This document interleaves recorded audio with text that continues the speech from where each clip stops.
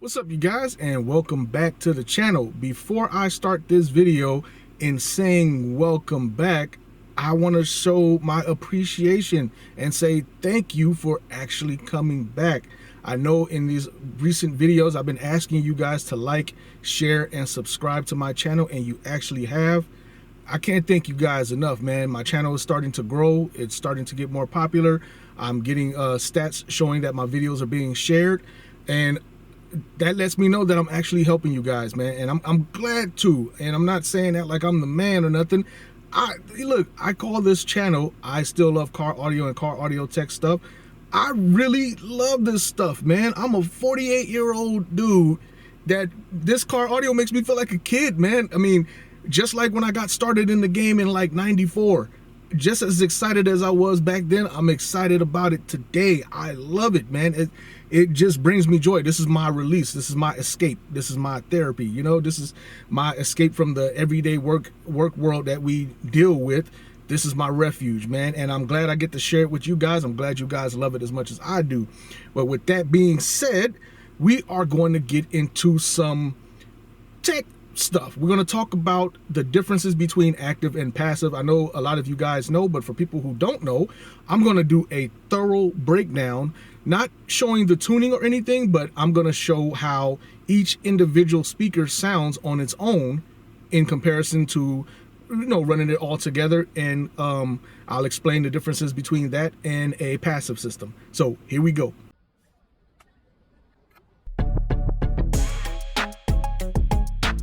So as some of you already know, the differences between active and passive is an active system is basically a system that's crossed over individually. Each speaker has its own set of amplification.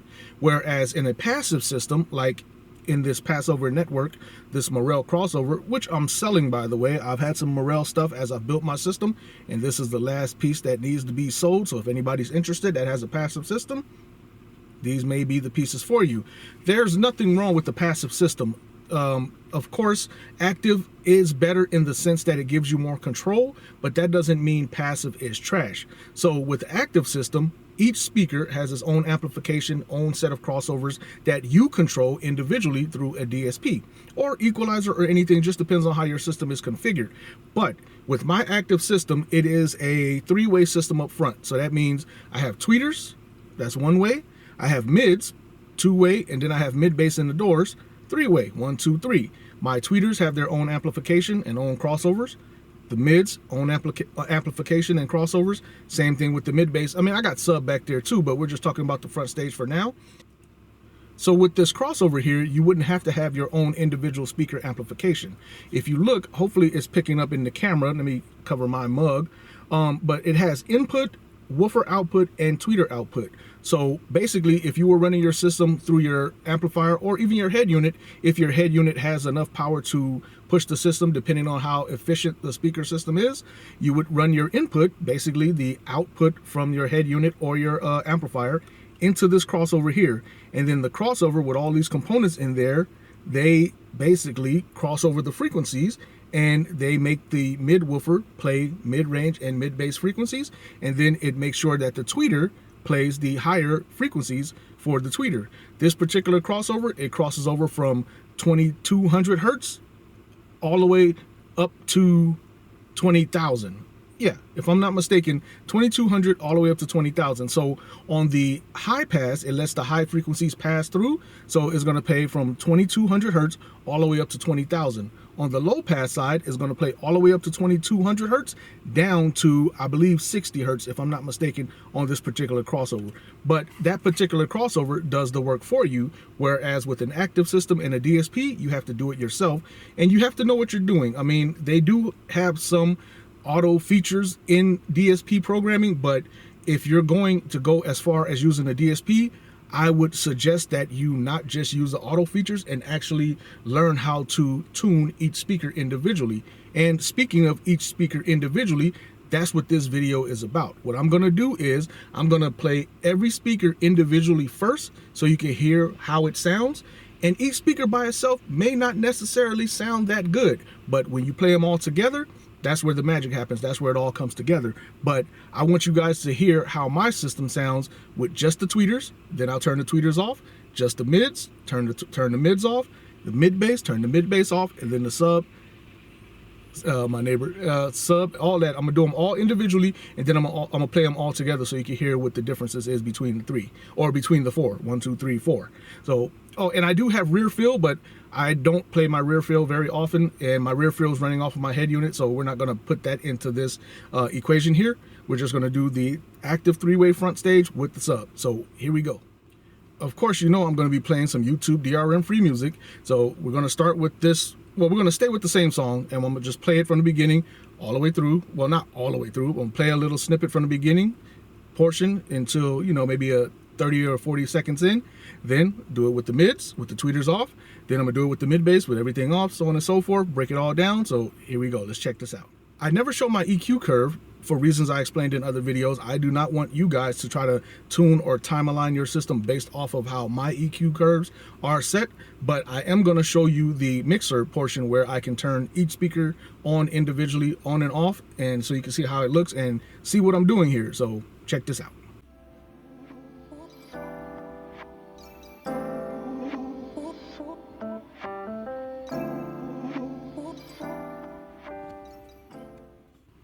As you just saw, I turned the subwoofer off, the mid bass, the mid range, and all we're going to hear right now is just the tweeter.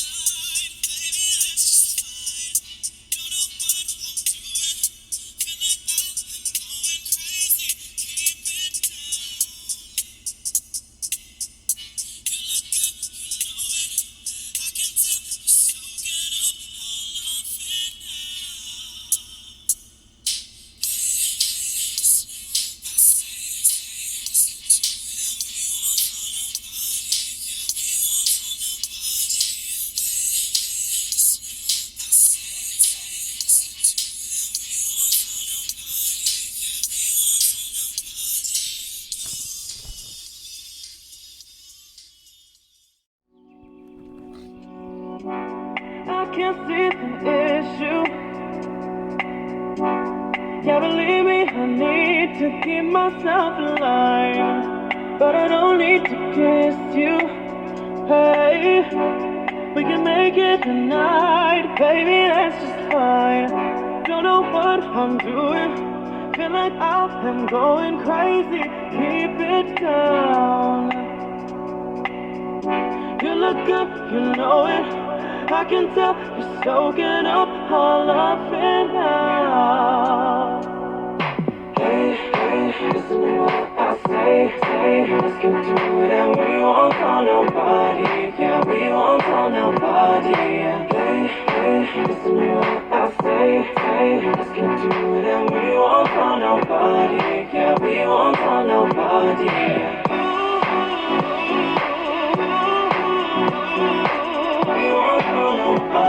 Yeah, we won't tell nobody, yeah.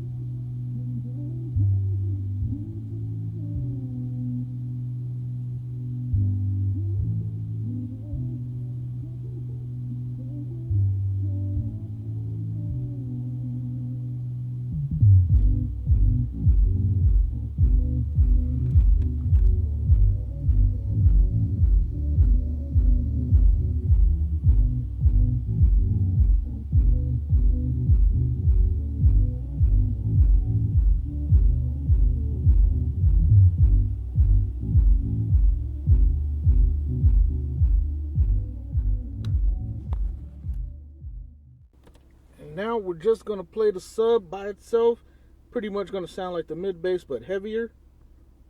Everything's off. And just the sub. Here we go. You should only hear just a thump. Yep.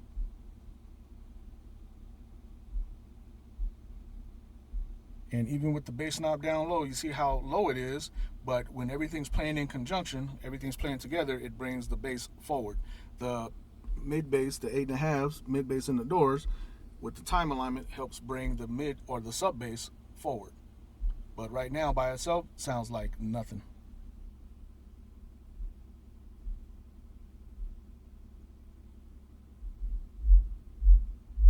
Oh, there you go.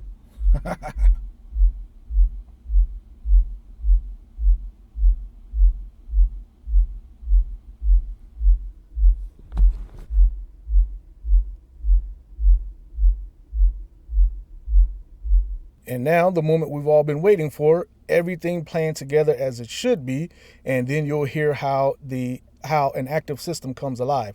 I mean, again, it's the same thing with the passive system. The passive crossover does what you have to do separately, individually, through an active system, through a DSP. The passive crossover does it for you, but going active gives you that much more control.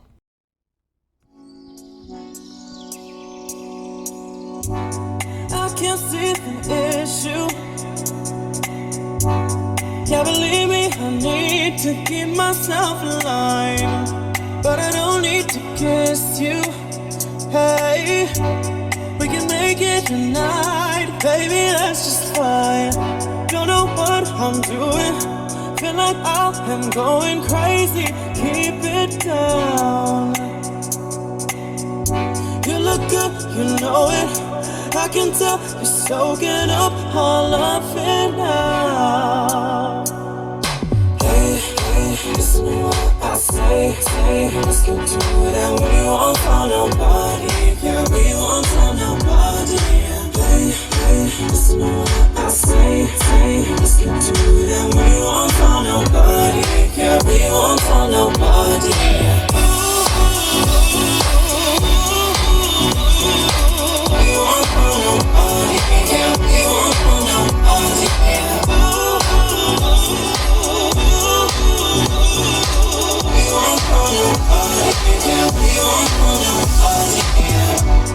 I can't fight this feeling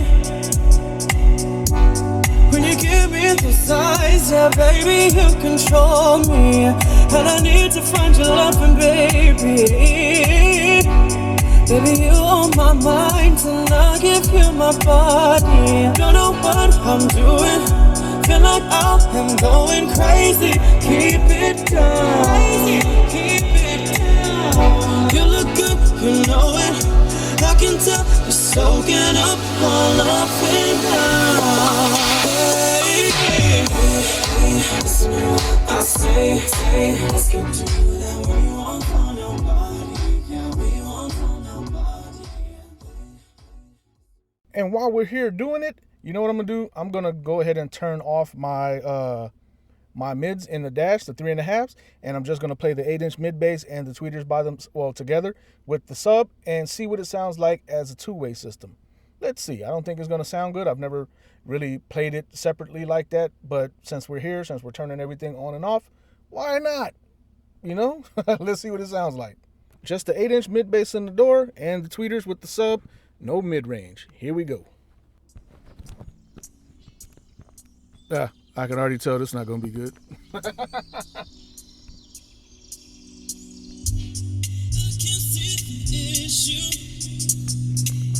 Yeah, that ain't it.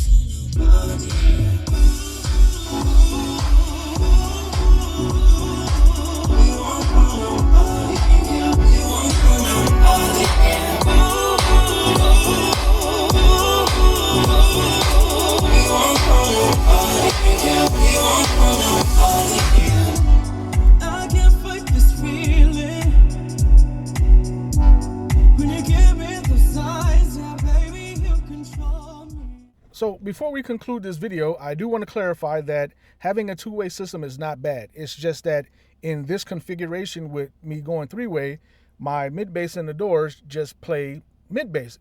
They're crossover from 80 to 250 hertz. They play no real vocals other than the minimal vocals that you heard. However, if you were running through a passive network like this, it would be a totally different frequency range down there. It'll play a greater spectrum from maybe 60, 70, 80 hertz all the way up to 2200 hertz, where these down here, they're more limited to 80 to 250 hertz. That's it. So that's the difference there. But I just wanted to see what it would sound like if I played just my mid bass and the tweeters. But I already knew it was going to be a gap. That's what the that's what the 3.5 inch mids are for, to fill that gap. So just for anybody who doesn't know, I usually go from the back to the front just with the numbers. The subwoofer is crossed over from 20 hertz to 80 hertz. The mid bass in the door, the 8.5s, are from 80 hertz to 250. Then the mid range in the door, the 3.5s, are from 250 up to 2700. And then the tweeters are from 2700 up to 20,000, or with this particular DSP, all the way up to 25,000. So the whole spectrum of human hearing is from 20 to 20 hertz all the way up to 20,000 hertz, but this DSP goes all the way up to 25. So my whole spectrum in this car is from 20 hertz on the low all the way up to 25 or 26 kilohertz, 26,000 hertz on the high side.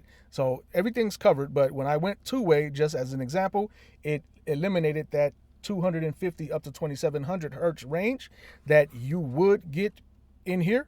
But I just did it just to see. But anyway, I know I fumbled through this video just a little bit, but hopefully, and I noticed my recorder wasn't recording in the beginning, so if you're wondering why the audio was a little off at first, that's why. User error, my fault. I didn't want to start over from the beginning.